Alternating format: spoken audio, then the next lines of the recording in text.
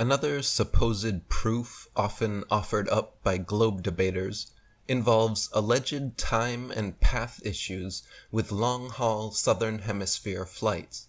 For example, the direct flight route from Sydney, Australia to Santiago, Chile takes an average of only 13 hours to reach its destination, a duration which globe earthers claim is impossible over a flat Earth.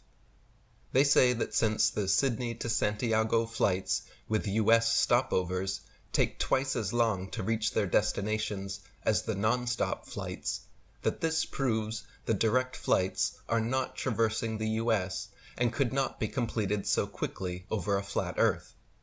As with all globe arguments, however, this hasty conclusion does not follow from their spurious reasoning. To begin with, if Earth were truly a sphere, the shortest route for all such flights would be a straight line over Antarctica.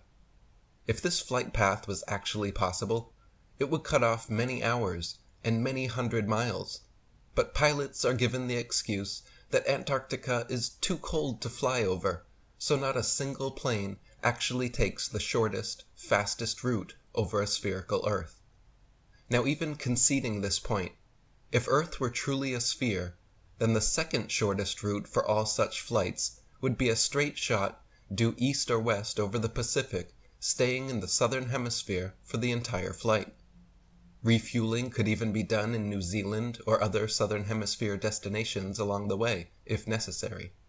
In reality, however, 99% of Santiago to Sydney and other long-haul southern hemisphere flights admittedly cross the equator twice, going high into the northern hemisphere, making stopovers at LAX and other North American airports before continuing back down to the southern hemisphere.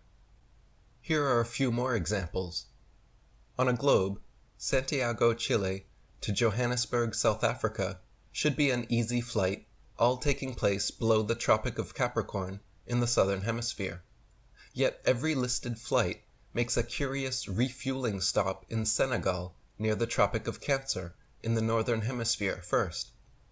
When mapped on a flat Earth, the reason why is clear to see, however, because Senegal is actually directly in a straight line path halfway between the two.